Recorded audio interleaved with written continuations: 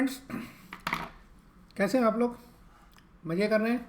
चलिए, तो फ्रेंड्स अब हम जो टॉपिक पढ़ रहे हैं उस टॉपिक का नाम है वैल्यूएशन ऑफ गुडविल। याद आया कुछ? सर पार्टनरशिप में करते थे, बिल्कुल ठीक, सही जगह पहुंच गए हैं।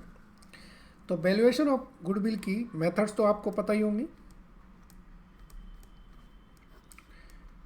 एक हमारी थी एवरेज प्रॉफिट मेथड, एक हमारी थी सुपर प्रॉफिट मेथड, एक हमारी थी कैपिटलाइजेशन मेथड और एक मेथड थी एन्युटी मेथड। याद है? सब कुछ याद होना चाहिए। सो फ्रेंड्स, सुपर प्रॉफिट में हम क्या करते थे? गुडविल इज इक्वल टू होता था super profit into number of year purchase, जितने ईयर की परचेज आप निकाल दें। यहाँ पर क्या होता था? जो आपका एक्चुअल प्रॉफिट होता था divided by percentage of normal rate of return minus actual capital employed. ठीक है ना? ये हमारी गुडविल आ जाती थी। एन्युटी मेथड में हम सुपर प्रॉफिट को एन्युटी फैक्टर से मल्टीप्लाई कर देते थे और इसमें हमारा जो एवरेज प्रॉफिट होता था into number of years purchase. ये आपको सब कुछ याद आ गया होगा, लेकिन वो वैल्यूएशन ऑफ गुडविल होता था एक पार्ट। अब ये चैप्टर है, तो इस चैप्टर में हम और इन डेप्थ स्टडी करेंगे। ठीक है, चलिए।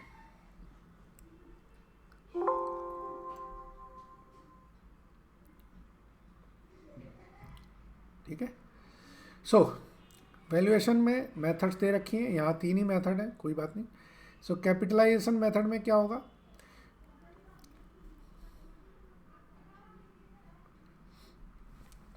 सो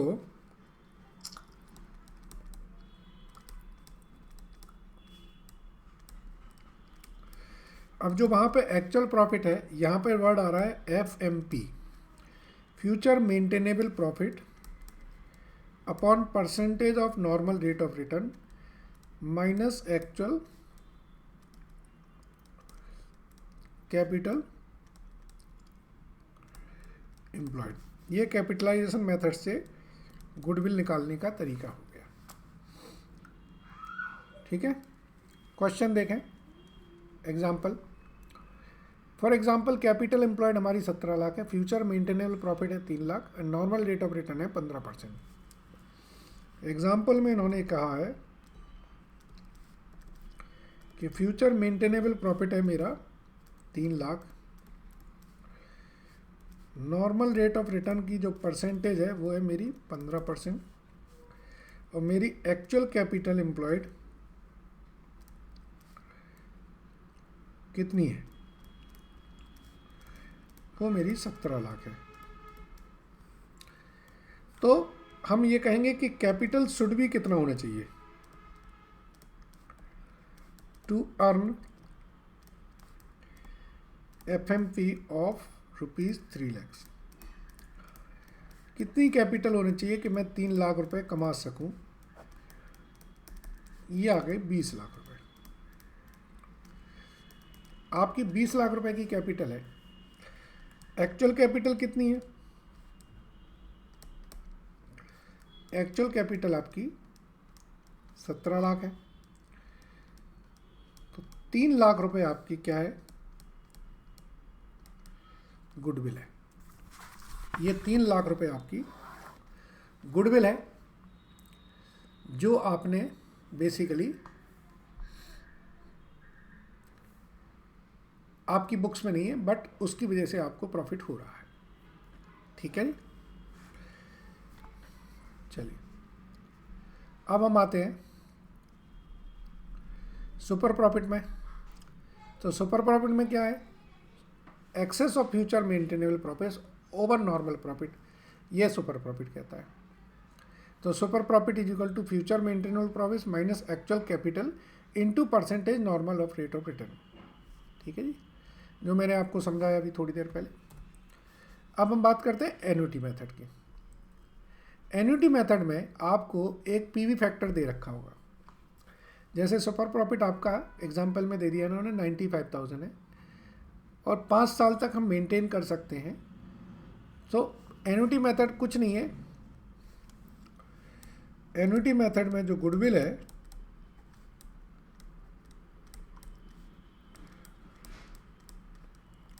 वो बेसिकली क्या है, प्रेजेंट वैल्यू है of future maintainable super profit.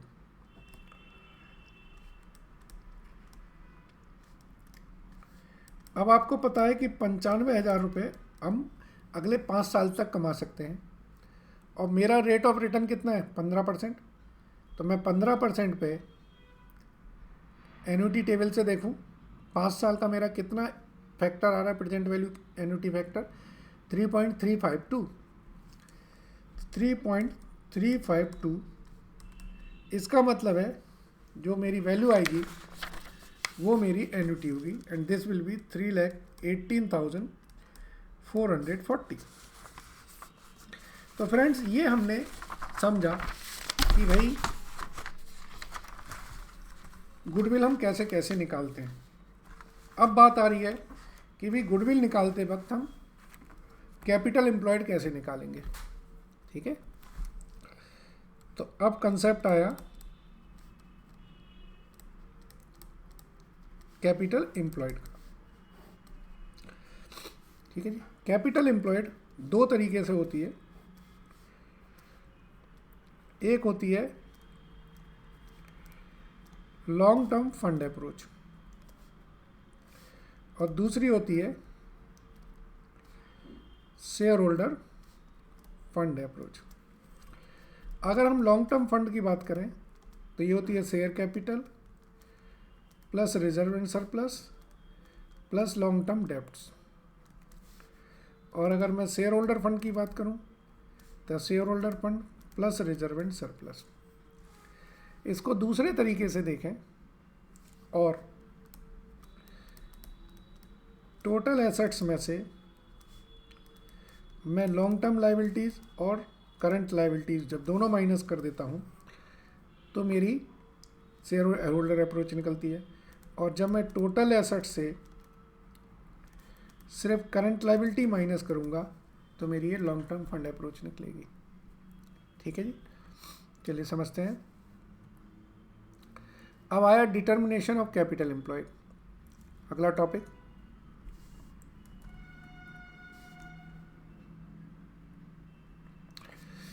So conventionally capital employed means total assets minus non-trading asset, that is assets not used in business, minus miscellaneous expenditure and losses, minus all outside liability. As per this concept, capital employed becomes equivalent to net worth less non-trading asset. But this concept has its own shortcoming. Okay, जो मैंने बताया था share holder fund approach. चलिए इस question को हम लोग देखते हैं। ये बैलेंस शीट है, बैलेंस शीट में टोटल एसेट्स हमारी 260 लाख की हैं और तो जो एग्जाम्पल है इसमें टोटल एसेट्स हमारी है 260 लाख की,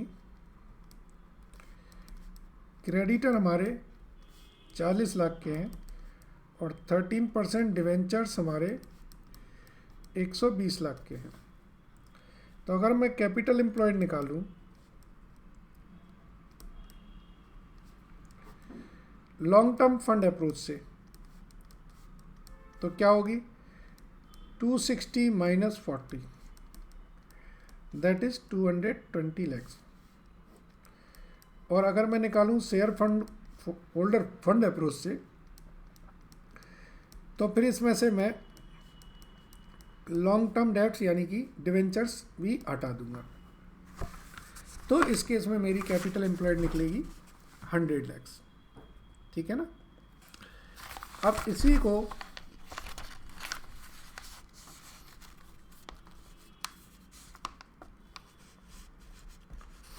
क्वेश्चन में गिवन है कि जो percentage normal rate of return है वो आपका 18% है लॉन्ग टर्म फंड अप्रोच पे और 20% है जो शेयर होल्डर फंड है अप्रोच है उस पर है। हम एज्यूम कर लेते हैं कि फ्यूचर मेंटेनेबल प्रॉफिट जो है वो 38.4 लैक्स है। तो अब लॉन्ग टर्म फंड अप्रोच और शेयर होल्डर फंड अप्रोच पर हम देखेंगे नॉर्मल कैपिटल कितनी होनी चाहिए। 38.4 डिवाइडेड बाई 18% और यहाँ पर होगा 38.4 माइनस 15.6, ये क्या होगा, डिवेंचर इंटरेस्ट अपॉन 20%। तो दिस कम्स टू 220, नो 220 नहीं, this comes to 213.13 and this comes to 114 minus actual capital, इसमें 220 है और इसमें 100 है। तो जो गुडविल आएगी कैपिटल एम्प्लॉयड मेथड से, इसमें माइनस 6.67 आएगी और इसमें प्लस की 14 आएगी। ठीक है ना। तो ये आपकी कैपिटल एम्प्लॉयड मेथड से हो गई। और एग्जांपल ले लेते हैं, ठीक है।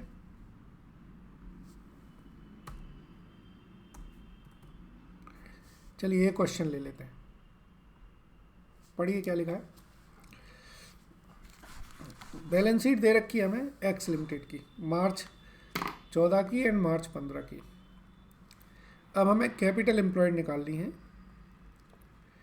नॉन ट्रेड इन्वेस्टमेंट कितना दे रखा है नीचे, 75% ऑफ द टोटल इन्वेस्टमेंट। ठीक है जी। चलिए अब हम निकालेंगे capital employed calculation.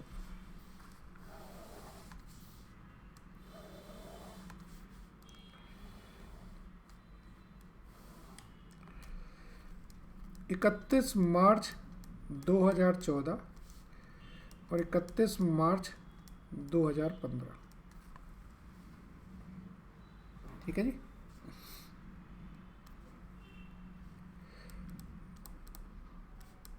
Total assets कितनी है देख लीजिए, बैलेंस शीट से मिल जाएगा। टोटल एसेट्स मार्च 14 की हैं 3800 और मार्च 15 की हैं 4040।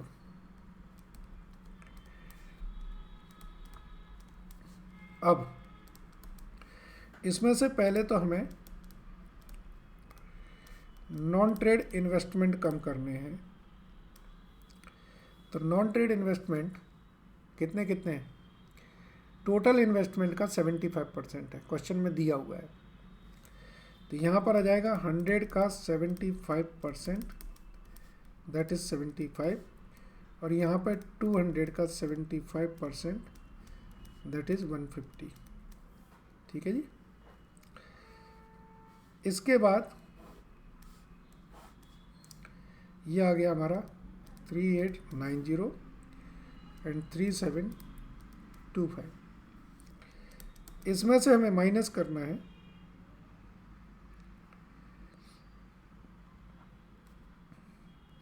Total outside liability.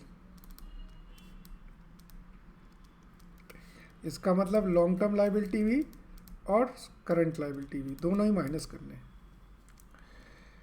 तो अब लॉन्ग टर्म लाइबिलिटीज़ हमारे 18% टर्म लोन है, डिवेंचर्स है, कैश क्रेडिट है, ट्रेड पेबल्स है, टैक्स प्रोविजंस है, ये सारी लाइबिलिटीज़ माइनस कर दें।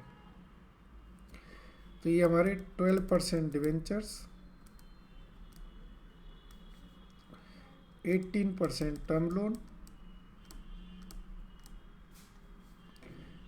Cash credit, trade payable and tax provision. ठीक है जी, ये हमारे 200, 300, 120, 70, 30, ये माइनस करोगे तो ये आ जाएगा 3005, और यहाँ पर था 200, 320, 80, 60, 40, तो ये माइनस करोगे तो ये आ जाएगा हमारा 3190। सो कैपिटल एम्प्लॉयड कितनी हो गई? ये इसका दूसरा तरीका भी है, आप लिखें शेयर कैपिटल कितनी है, इसमें आप रिजर्व एंड सरप्लस जोड़ें। तो शेयर कैपिटल हमारी थी 1800, 600 के हमारे जनरल रिजर्व्स हैं, और प्रॉफिट एंड लॉस का बैलेंस हमारा है 680 एंड 940। तो ये हो गया हमारा 3340 एंड यहाँ पर 3080। अब इसमें से बस आप नॉन ट्रेड इन्वेस्टमेंट कम कर दें, 75, 150, 3005, ये हमारी आ गई कैपिटल एम्प्लॉयड।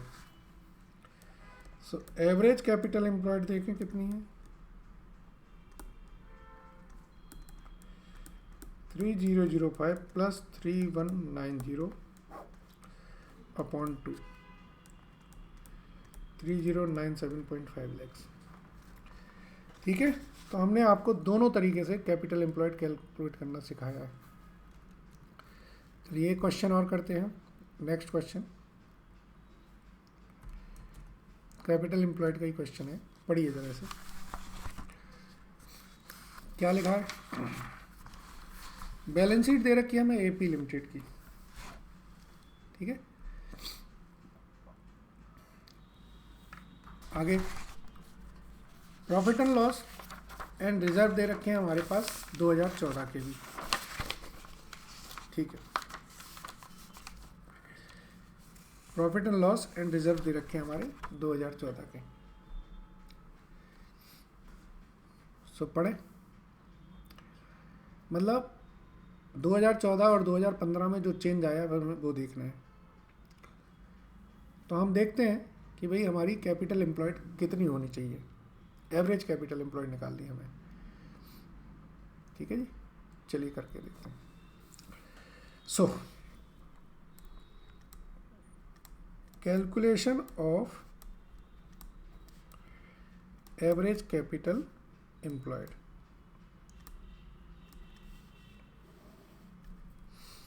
ठीक है जी, देखिए 31 मार्च 2015 को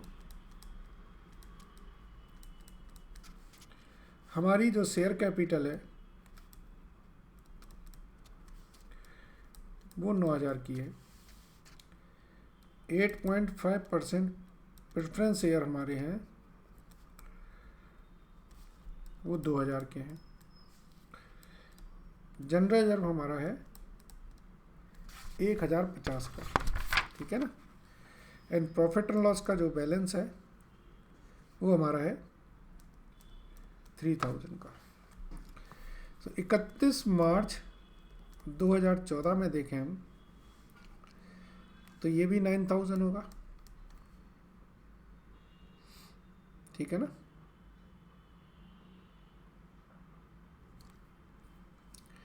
ये 2000 होगा,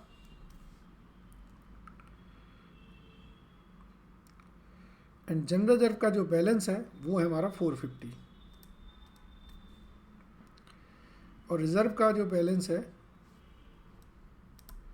ये हमारा 480 है। ठीक है। ड्यूरिंग द ईयर कंपनी ने 1800 का डिविडेंड डिक्लेयर किया है। चलिए,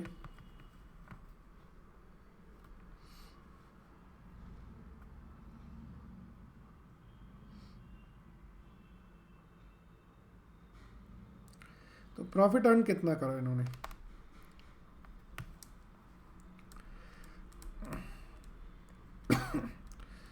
जो प्रपोज डिविडेंड है वो भी प्रॉफिट से ही आया होगा, तो ये इसमें ऐड हो जाएगा। अब देखिए कितना है, 9000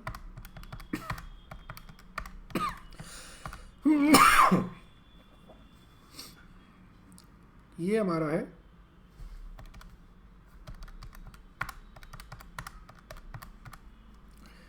11930,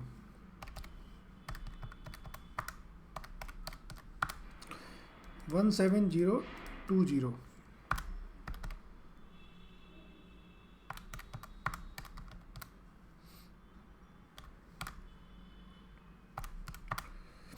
ठीक है। तो एवरेज कैपिटल एम्प्लॉयड क्या होगी, 11930 प्लस 17020 डिवाइडेड बाई 2, 14475।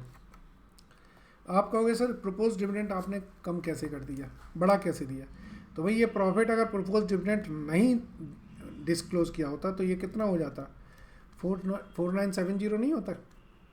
तो आप तो 3000 डिडक्ट दिखा रहे हो, वो आफ्टर डिडक्टिंग दिस 1970 है ना। ये देखो इन दोनों को, that is a part of basically companies profit. अब इसका दूसरा तरीका भी देख लीजिए, जो लॉन्ग टर्म तरीका है वो क्या तरीका है। आप लिखोगे भाई टोटल एसेट्स मेरी कितनी है, क्वेश्चन में दे रखी है 22380, इसमें से आउटसाइड लाइबिलिटीज कम कर दीजिए। तो आउटसाइड लाइबिलिटीज में आपका 18% टर्म लोन है, कैश क्रेडिट है, ट्रेड पेबल है, एंड प्रोविजन फॉर टैक्सेस है। ये आपका 4500 है, ये 560, ये 200, ये 100। ठीक है जी। तो ये 17020 ये कैपिटल एम्प्लॉयड आ गई हमारी ऑन 31 मार्च 2015 को। ठीक है जी। अब हम इसमें से क्या करेंगे, 1/2 of profit earned during year, जितना प्रॉफिट अर्न किया है उसका 1/2 माइनस कर देंगे। 450 से ये हो गया 600, तो जनरल रिजर्व में इंक्रीज हुआ है आपका 600, और P&L में इंक्रीज हुआ है कितना, 4970 माइनस 480, 4490, तो दैट इज 5090। इसका 1/2 कर दीजिए, तो ये आएगा मेरा 2545, तो 14475 ये हमारा एवरेज कैपिटल एम्प्लॉयड आ गया। ठीक है ना। तो एवरेज कैपिटल एम्प्लॉयड हमारा निकल आया। चलिए अब हम लोग आगे बढ़ते हैं friends.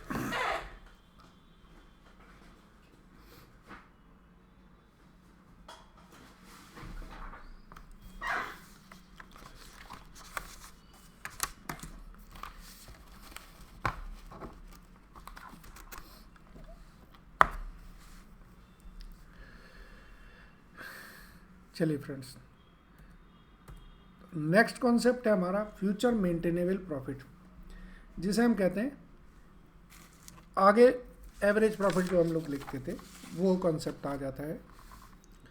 So future maintainable profit में हमारे अलग अलग वेरिएशंस हैं, उनको देखेंगे। सो अब हमारा जो नेक्स्ट कॉन्सेप्ट है वो है फ्यूचर मेंटेनेबल प्रॉफिट। इसमें इन्होंने एक है simple average of past profit और दूसरा हमारा है ट्रेंड एनालिसिस।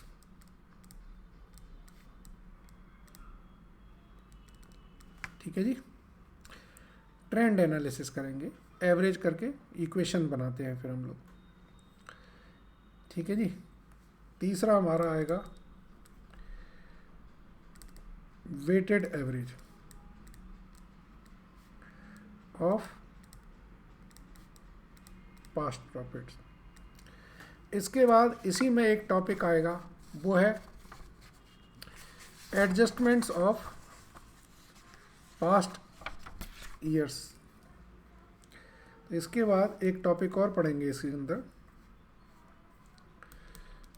वो है adjustment needed with past profits. जो पिछले सालों के प्रॉफिट्स हैं उनमें एडजस्टमेंट्स। डन। चलिए समझते हैं। अगर मैं सिंपल एवरेज की बात करूं तो वो तो बहुत ही सिंपल हो गया। चलिए क्वेश्चन में देख लें। जैसे 5 साल के डाटा दे रखे हैं, इनका एवरेज निकालना है। सो एग्जाम्पल में देखेंगे। पहला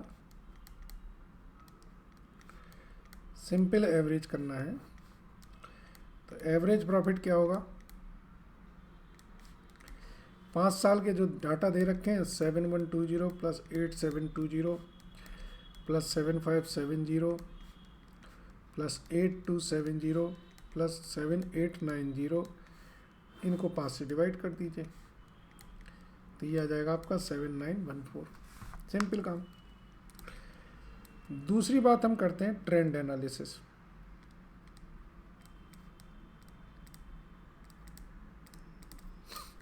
ट्रेंड एनालिसिस देखें।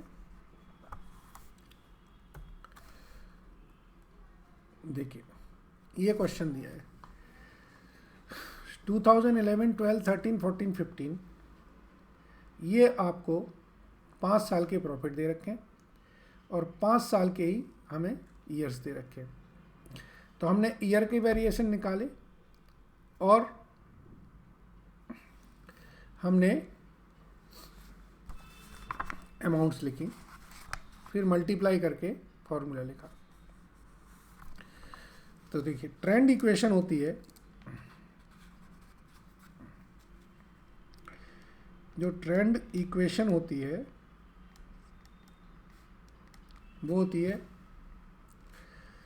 y is equal to a plus x b. ये ट्रेंड की इक्वेशन होती है। ठीक है जी, वेयर ए क्या है? Sigma y upon n, and b क्या है? Sigma x y upon sigma x square. और x और एक्स वाई क्या है वो भी हम आपको बताते हैं। जैसे क्वेश्चन ले लेते हैं। ये ईयर है 2011, 2012, 2013, 2014, 2015। ठीक है जी। तो जो x होगा वो इनके मिडिल को ले ले,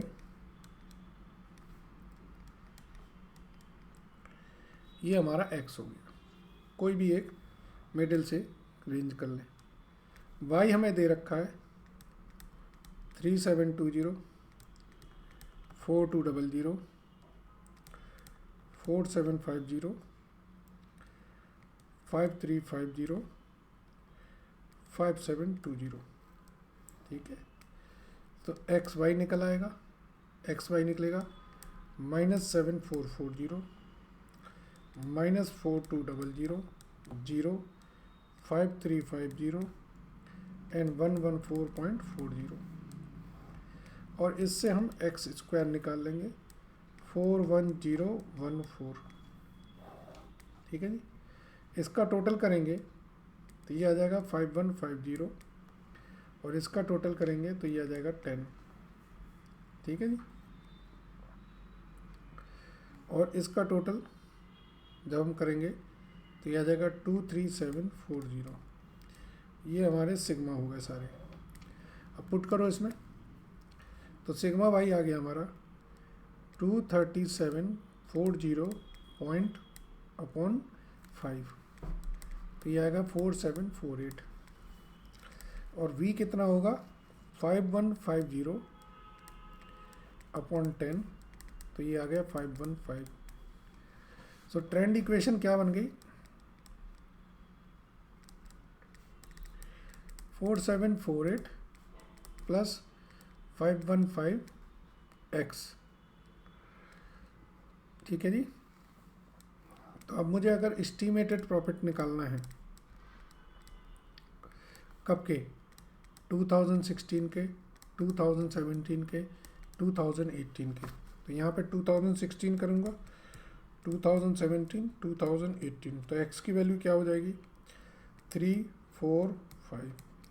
तो यहाँ पर वैल्यू लिख दीजिए 4748 plus 515 into 3, 4748 plus 515 into 4 and 4748 into 515 into 5। इस तरीके से हम वैल्यू निकाल सकते हैं।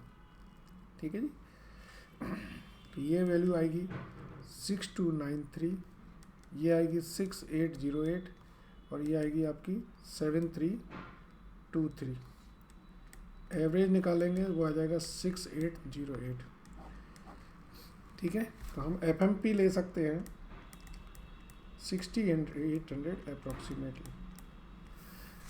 ठीक है, ये थोड़ी स्टैटिस्टिक की वर्किंग है। आप लोगों ने स्टैटिस्टिक्स पढ़ी होंगी तो उसमें ये पहले पढ़ी, बचपन में आया था कॉन्सेप्ट।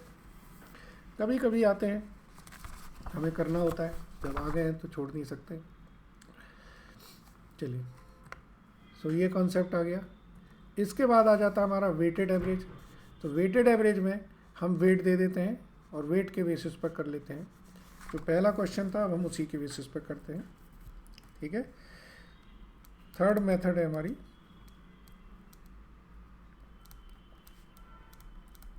Weighted average. सो वेटेड एवरेज में हमें मान लीजिए प्रॉफिट दे रखे हैं 2011,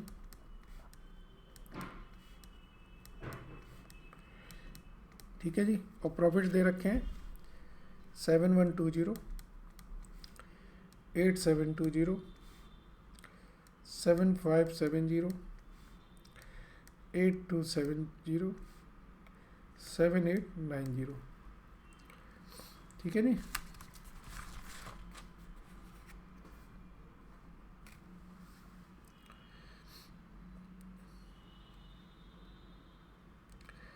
अब ये हमारे प्रॉफिट्स हैं, हम इनमें वेट दे सकते हैं 1 2 3 4 5। तो प्रॉफिट इंटू वेट करेंगे तो ये आ जाएगा हमारा 7120, 8720 इंटू 2, तो ये आ जाएगा 17440, 7570 इंटू 3, तो 22710, 8270 इंटू 4, तो ये आ गया 33080, 7890 इंटू 5, तो 39450। इसका टोटल कर लें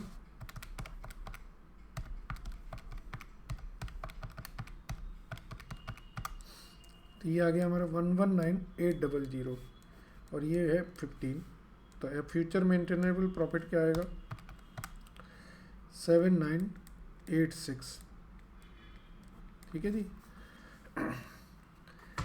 वेट हमारे बदल भी सकते हैं। वेट अगर आपको लगता है कि थोड़ा सा अलग रखने हैं तो अलग रखते हैं, उससे कोई फ़र्क नहीं पड़ता। जो आप एजम्पशन दोगे वो आपका आंसर आएगा। ठीक है जी। चलिए अब हम देखते हैं, ये क्वेश्चन है adjustment needed with fast profits. ये बहुत इंपॉर्टेंट है, समझ जाइए इसे। जिसको ये कंसेप्ट क्लियर है वो क्वेश्चन कर ले जाता है, जिसको कंसेप्ट ये क्लियर नहीं है वो अटक जाता है। ठीक है, तो ये ध्यान से करेंगे, समझ लीजिए। चलिए पढ़िए क्या है। Since past profits are use to make an estimation about the future maintainable profits, it is necessary to make appropriate adjustment for better projection. तो क्या है, एक तो elimination of abnormal loss arising out of strikes, इन्हें हटा दीजिए। Interest dividend any जो non trading investment के हैं इन्हें हटा दीजिए। कोई रेट ऑफ टैक्सेस में चेंज आया है उन्हें ठीक कर दीजिए, और अकाउंटिंग पॉलिसीज़ का है उनको भी चेंज कर दीजिए।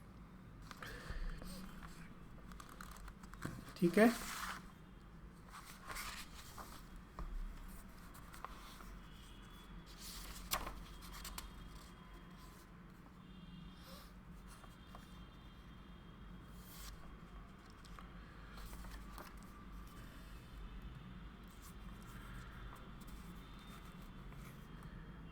ये क्वेश्चन तो अलग ही है, यहाँ कहाँ से आ गया ये।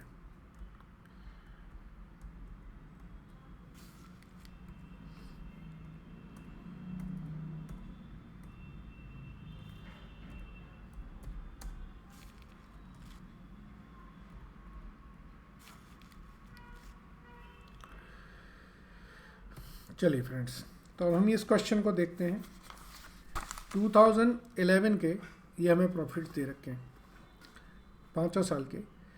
On scrutiny it is found, क्या फाउंड किया है, that up to 2013 PPX limited followed FIFO method, thereafter adopted LIFO method, then up to 2014 it is following straight line method, thereafter adopted return on value method. ठीक है, ये हमारे FIFO LIFO की valuations हैं, और ये हमारे straight line और इसकी वैल्यू। अब देखिए, इन्होंने ये इम्पैक्ट कहा कि अब आप बताइए कि इसके क्या प्रॉफिट्स होगा। तो फ्रेंड्स, इसके लिए हमें वर्किंग नोट बनाना पड़ेगा। ठीक है, चलिए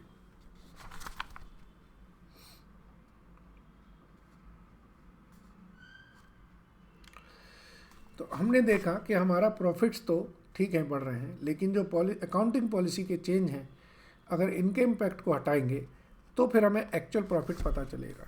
ठीक है, तो हम लिखेंगे to find future maintainable profit we should remove the effect of changes due to accounting policies. ठीक है जी, चलिए तो देखते हैं क्या चेंज आएगा। पहले तो हम ये देखते हैं कि प्रॉफिट में क्या चेंज आएगा। एक तो वर्किंग नोट बनाते हैं, change in profit due to inventory valuation. ध्यान से समझिएगा, ये स्लिप कर जाएगा जरा सी देर में अगर ध्यान नहीं देगा। चलिए 2013 तक हमने फीफो मेथड अडॉप्ट करी है, इसके बाद हमने लीफो मेथड अडॉप्ट करी है। चलिए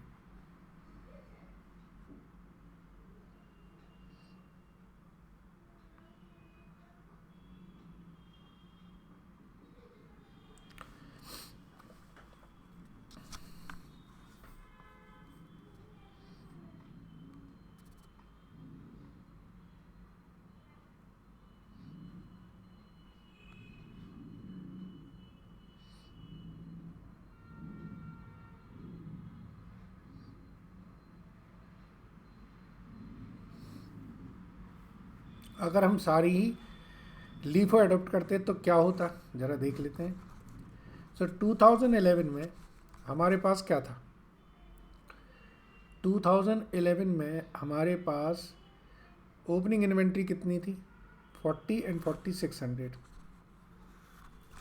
फीफो के हिसाब से, और लीफो के हिसाब से जो इन्वेंट्री थी वो थी ये। चलिए तो अब हम ईयर वाइज करते हैं, 2011 की बात करते हैं। Change in inventory valuation FIFO के हिसाब से देखा है तो 4600 हो गई है 4000 से, यानी कि 600 का चेंज आ गया है। और अगर चेंज इन इन्वेंट्री वैल्यूएशन अगर हम लीफो के हिसाब से देखते हैं तो लीफो के हिसाब से हमारी 4120 माइनस 3980 140 का ही आया है। इसका मतलब है 2011 में 460 का प्रॉफिट हमने बढ़ा के रखा है, ठीक है ना। तो इंक्रीज इन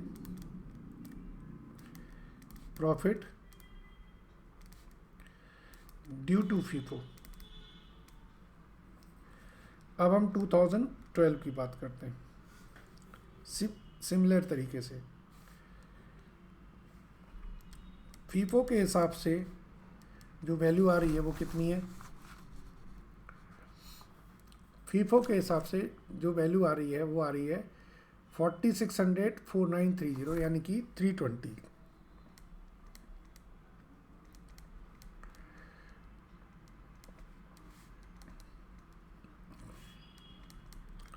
और लीफो के हिसाब से जो वैल्यू आ रही है दैट कम्स टू 4790 माइनस 4120 650। तो ये आ रहा मेरा 670, सॉरी 350 आएगा ये, ठीक है जी। That is decrease in profit due to FIFO. ये सब लैंग्वेज वही होगी, change in inventory valuation, change in inventory valuation, ठीक है जी। ऐसे ही हम 2013 की देखते हैं, change in inventory valuation due to FIFO. 2013 में देखिए क्या है, 2013 तक तो फीफो ही करते आ रहे थे ना। चलिए तो फीफो में 3890 माइनस 4920, ये है ना। सो 3890 माइनस 4920, तो दिस कम्स टू माइनस 1030। और change in valuation due to LIFO वो कितना हो रहा है देखें। लीफो उसी करस्पॉन्डिंग्स में 3910 एंड 4790, 3910 4790, तो ये आ रहा है माइनस 880। तो जो चेंज आया है यानी कि 150 का प्रॉफिट बढ़ा दिया है हमने। इंक्रीज इन प्रॉफिट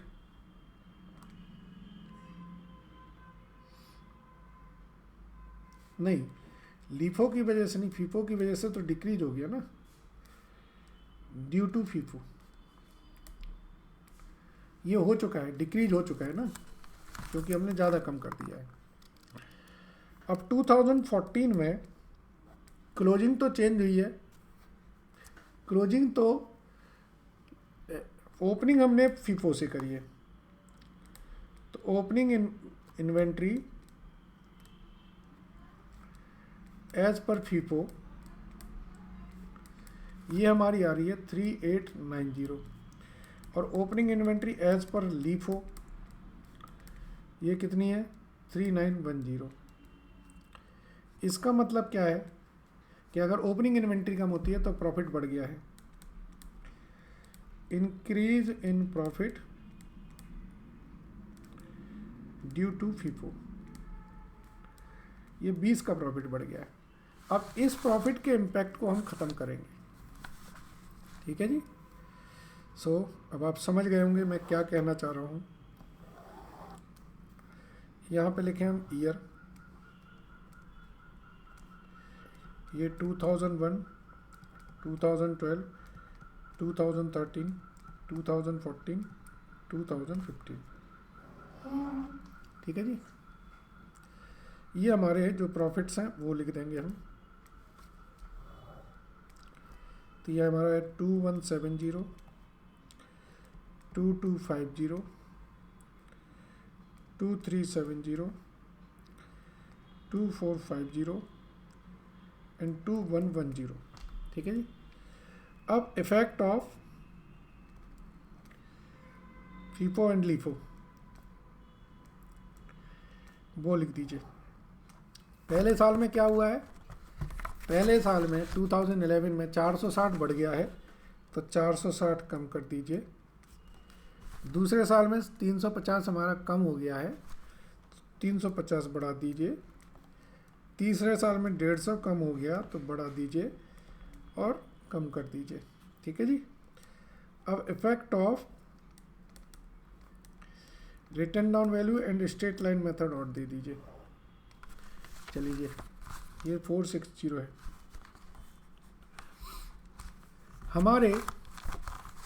हमने कर दिया है, पहले क्या था हमारा, पहले स्ट्रेट लाइन था। अब अगर हम रिटन डाउन वैल्यू करेंगे तो 1210 तो डेप लगाया था, हमें लगाना था 1700, तो 490 कम लगाया, बढ़ा दीजिए। ऐसे ही दूसरे साल में 395, तीसरे साल में 425 और चौथे साल में 290, पाँचवें साल में कोई दिक्कत नहीं है। तो ये है प्रॉफिट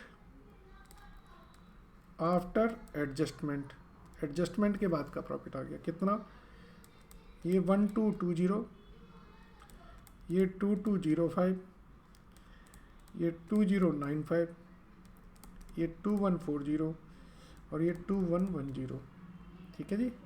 तो जब हम इसका एवरेज करेंगे कितना आएगा,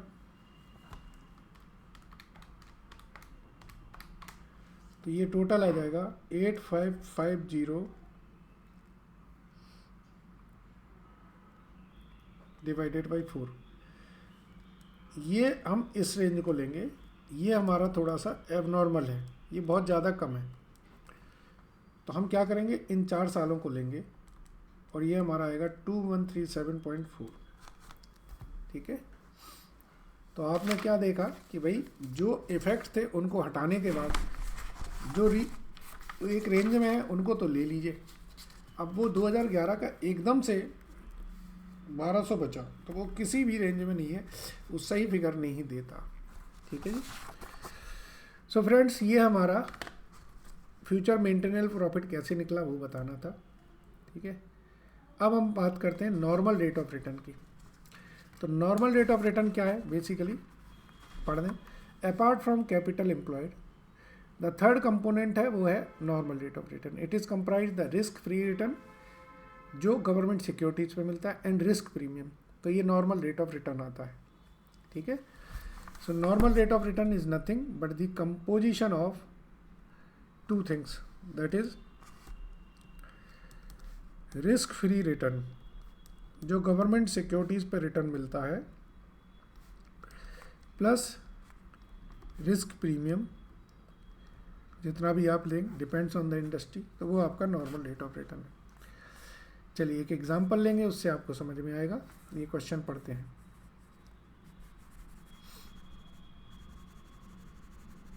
बड़ा क्वेश्चन है, ध्यान से समझिएगा।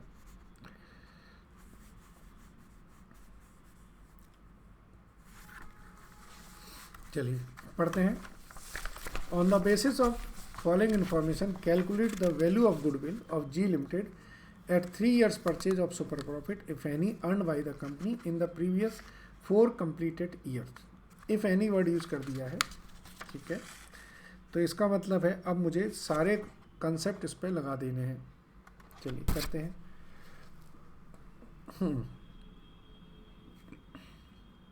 बैलेंस शीट दे रखी है जी लिमिटेड की,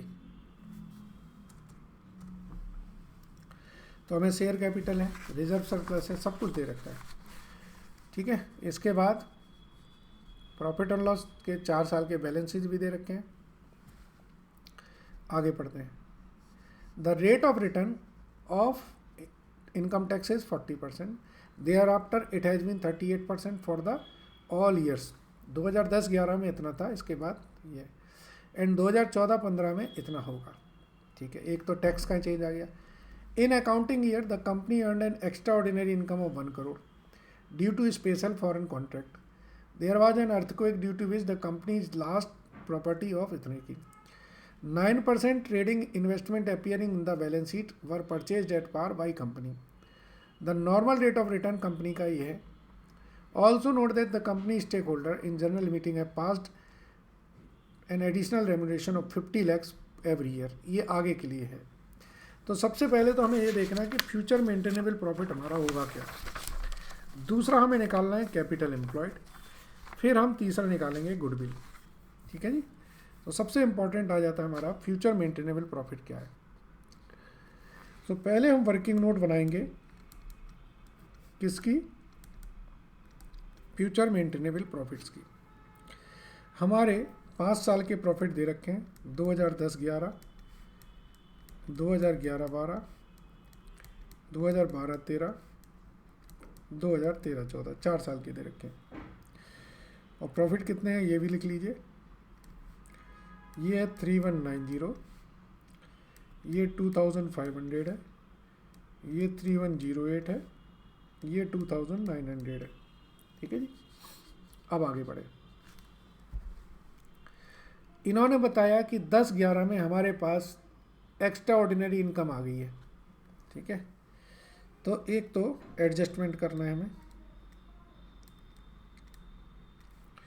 यहाँ -100 करेंगे, यहाँ पर लिख देंगे रिमार्क किस चीज़ का है, ये एक्स्ट्रा ऑर्डिनरी इनकम है। ठीक है जी, इसके बाद आगे देखिए, इन्होंने क्वेश्चन में दिया है अर्थक्वेक से हमारी प्रॉपर्टी लॉस्ट हो गई थी अगस्त में। तो अगस्त का मतलब हो गया 11-12, ये हो गई लॉस ड्यू टू अर्थक्वेक। ठीक है जी, और जो इन्वेस्टमेंट्स हमने खरीदे हैं वो अप्रैल 12 में खरीदे, यानी कि 12-13 और 13-14 में हमारी इनकम आएगी। तो देखें इन्वेस्टमेंट कितने के हैं, बैलेंस शीट में देखिए इन्वेस्टमेंट रखे 600 lakhs के। इसका मतलब है जो 54 लाख की है वो इनकम फ्रॉम इन्वेस्टमेंट है, इनकम फ्रॉम इन्वेस्टमेंट।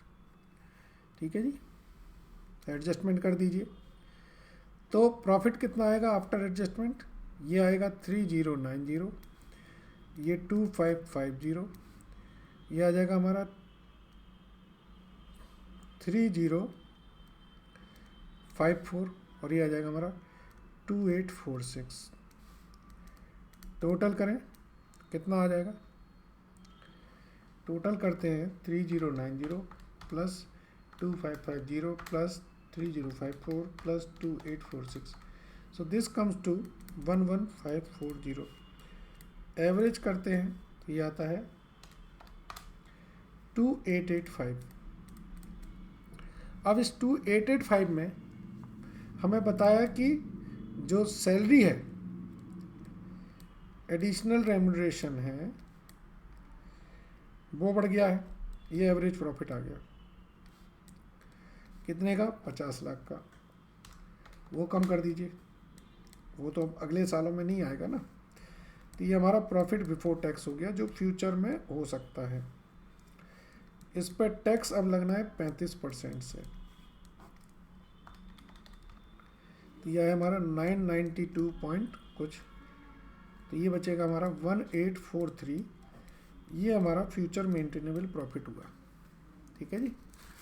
अब हमें देखना है वर्किंग नोट 2, वो बनाना है हमें किसके लिए, कैपिटल एम्प्लॉयड के लिए। ठीक है जी। सो कैपिटल एम्प्लॉयड में अब आपके पास शेयर कैपिटल है, ठीक है जी, रिजर्व सरप्लस है, कैपिटल रिजर्व्स हैं, ट्रेड पेबल है, प्रोविजन फॉर टैक्स है। ओके, तो इसमें से पहले ये सारे माइनस कर दें। तो ये आप लिखें शेयर कैपिटल कितने की है, बैलेंस शीट से ही निकाल लेते हैं। शेयर कैपिटल है आपकी 5000 की। इसमें आप ऐड कर दीजिए कैपिटल रिजर्व 260 का, ऐड कर दीजिए जनरल रिजर्व 3293 के, और ऐड कर दीजिए प्रॉफिट एंड लॉस का क्रेडिट बैलेंस 457।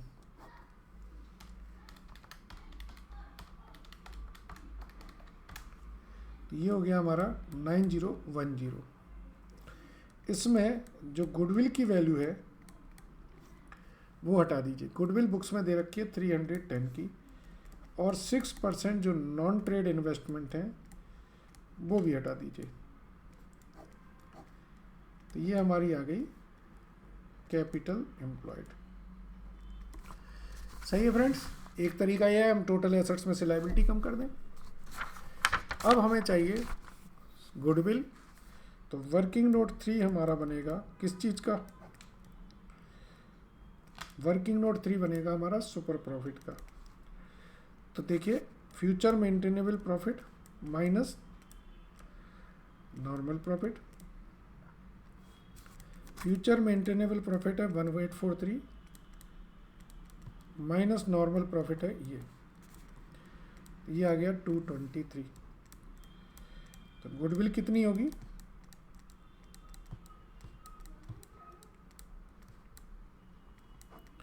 669 lakhs की। ठीक है जी। So friends, I have tried to explain the concept of super profit, annuity, future maintainable profits, capital employed. ये सारे कंसेप्ट से हमारी गुडविल की वैल्यूएशंस होती हैं। अब कुछ और एक्सरसाइज के क्वेश्चन करेंगे, उससे आपको और कॉन्फिडेंस आएगा। Thank you very much and good day.